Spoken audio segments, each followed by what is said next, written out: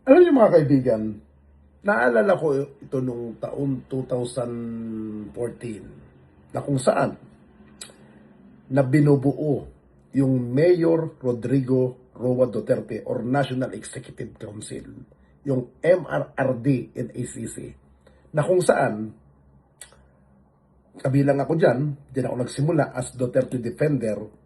Dito, bibilib ka dahil gustong maglingkod ni dating Pangulong Duterte na walang budget, walang pondo. Sometime, pag kami na nandirito sa Baguio, gusto namin lumuwas, may mga nagpapadala na sponsor na itong mga sponsor na ito, hindi naman masasabing napakaano, simpleng supporter ni dating Pangulong Duterte. Dahil nga walang pondo, walang budget, minsan binibigyan kami panggas, pangrenta ng sasakyan, ng mga taong supporter ni dating Pangulong Duterte para lamang makaatin sa mga gathering. Now, pag nandiyan kami sa Maynila, wala kaming hotel na tinutuluyan. Matutulog kami sa Sullivan. Yan yung dating national headquarters ng MRRD. Doon, kape, biskwit, talagang makikita mo na simple. At yung time na yon, yan yung paghimok kay dating Pangulong Duterte. Nakita ko yung mga galaw ni dating Pangulong Duterte na napakasimple. Payak. Dahil nga nakikita natin sa social media. Now, lalong nag-alab ang pagsuporta ko sa mga Duterte ng mga panahon na yun. Dahil nga, sabi ko, ito ang kailangan ng bayan. Simple. Walang pera, walang kung ano ng karangyaan. Pero, nung si Vice President naman ang hinihimok namin na maging Pangulo, pumalit kay dating Pangulong Duterte, umayaw siya. Bagkus tumakbo siyang pagka-Vice President. Nakita rin namin si Sara. Payak, simple, kagaya nung tatay niya na natutulog sa kulambo pag may birthday. Walang magarbo. Yun ang nakikita namin kay Duterte. Pero ang kinagulat namin, ngayon, mayroon palang bilyon-bilyon na nakatago na pera kay Vice President Sara. Dito pagpapakita lamang na kaya pala tumatakbo si Sara sa Supreme Court para pigilan ang Justice Committee ay para hindi mailantad sa publiko ang mga tagong yaman. Ika nga, kung talagang hindi ka talagang wala kang itinatagong baho, magsasalita ka eh.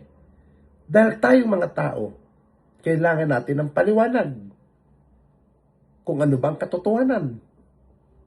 Sa loob ng isang dekada, pinagligiran ng pamilya Duterte ang kanilang mga sarili ng aura ng pagiging simple mula sa pagtulog sa ilalim ng kulambo hanggang sa pagkain gamit ang kamay sa mga payak na hapagkainan. Tila matagumpay nilang naibenta sa masang Pilipino ang imahe na sila ay kaisa ng mahirap, na ang kanilang mundo ay maliit, payak, at malayo sa luho. Ngunit ngayon, Abril 2026, sa gitna ng pagdinig para sa impeachment ni Vice President Sara Duterte, tuluyan nang nalaglag ang kanilang maskara. Ang opisyal na pagkukumpirma ng Anti-Money Laundering Council, AMLAC, sa pamamagitan ng mga sertipikadong ulat na isinumite ni Chairman Ili Remullana Jr. ay hindi lamang isang legal na dokumento. Ito ay isang sampal sa mukha ng bawat Pilipinong naniniwala sa palabas ng mga Duterte. Matatandaan, noong 2016, naging maingay si dating Senador Antonio Trillanes III sa paglantad ng umano'y bilyong-bilyong pisong nakatago sa mga bank account ng mga Duterte. Noong tinatawag itong imbento, paninira at politika. Ngunit makalipas ang 10 taon, ang AMLAC na mismo ang nagsalita, ang mga record na hindi nagsisinungaling ang nagpapatotoo sa mga aligasyon ni Trillanes. Nakakapanlumo ang lawak ng discrepancy sa bank account pa lamang ni Sara Duterte. Lumalabas na may humigit kumulang 3 bilyon ang kabuuan halaga ng sangkot Total amount involvement na binubuo ng 313 coverage transaction report at 18 suspicious transaction report. Kung itatabi mo ito sa kanyang 2024 salin na nagpapakita lamang ng network na 88.5 million, mapapaisip ang sinuman na sa tamang pag-iisip papaano magkakaroon ng bilyon-bilyon labas-masok na pera ang isang opisyal na ang idinideklarang yaman ay wala bang 100 milyon? Hindi bubo ang sambayan ng Pilipino. Alam natin ang pagkakaiba ng payak na pamumuhay sa bilyonaryong transaksyon.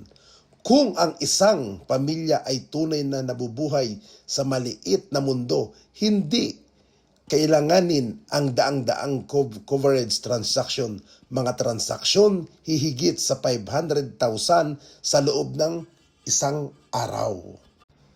Kaya maraming katanungan ang ngayon ay nais maisagot ng sambayan ng Pilipino. Ano ang nature ng mga ugalaw ng perang ito? Ito ba ay bunga ng negosyo o bunga ng kapangyarihan? Saan ito nanggaling? May mga pribadong interes ba o pampublikong pondo ang nakahalo rito? Papaano ito nangyari habang ang ipinapakitang imahe ay ordinaryong mamamayan lamang sila? Ang pera bang ito ay galing sa sindikato? Mula ba ito sa China? Pambayad ba nila ito sa mga bayarang trolls na nagpapakalat ng fake news? At marami pang ibang katanungan na sana ay masasagot habang umuusad pa ang kaso.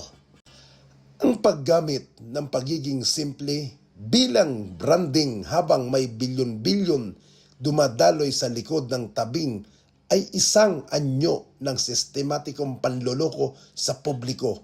Nilalason ang isip ng masa na ang mga Duterte ay iba sa mga tradisyonal na politiko. Ngunit sa huli, ang mga numero ng mga AMLAC ang nagpapatunay na sila ay higit pa sa tradisyonal. Sila ay bahagi ng isang elite na antas ng pananalapi na hindi man lang maaabot ang iminasyon ng isang ordinaryong manggagawa. Gayon ang mga record na mismo ang nagsasalita, wala nang puwang ang mga palusot. Hindi pala sila simple, hindi pala sila maliit, at lalong hindi sila ordinaryo. Ang bilyong-bilyong halaga na sangkot ay hindi lamang usapin ng pera, ito ay usapin ng integridad at katapatan sa bayan. May karapatan ang bawat Pilipino na maningil ng paliwanag at hustisya. Sa huli, ang katotohanan, gaano man katagal itago sa ilalim ng kulambo, ay laging mahanap ng paraan upang lumabas. Ngayon mga kababayan, alam niyo po, sabi ko nga nung mga nakaraan live natin, kailangan ng bawat Pilipino ang klaro explanation na magmumula kay Vice President Sara Duterte. Hindi namin kailangan ang iyong pangapa-interview, hindi namin kailangan ang mga ngak-ngak mo sa social media. Ang gusto namin malaman sa iyo, Vice President Sara Duterte, billion explanation, dahil ganyan din ang nakatago na pera sa mga bank transaction mo. Kasi kung wala kang kinalaman dito, ba't hindi mo masagot? Ba't hindi ka nagpapaliwanag? Public official ka. At kaming mamamayan, nais namin ang katotohanan. At karapatan namin malaman ang katotohanan. Dahil kami ang nagpapasahod sa iyo, kami ang nagbabayad ng buwis para may pangsahod ka. Kaya now, direct to the point, sagutin mo kung ano ang katotohanan. Hindi yung marami kang palabas, marami kang drama na kagaya ng mga style ninyo na pahirap kayo, isang kapuspalad, iputang ina, bilyonaryo pala. Hindi ba nakakahiya? gamit na gamit nyo ang salitang anti-corruption, pero sa sarili nyo, i-corrupt pala kayo.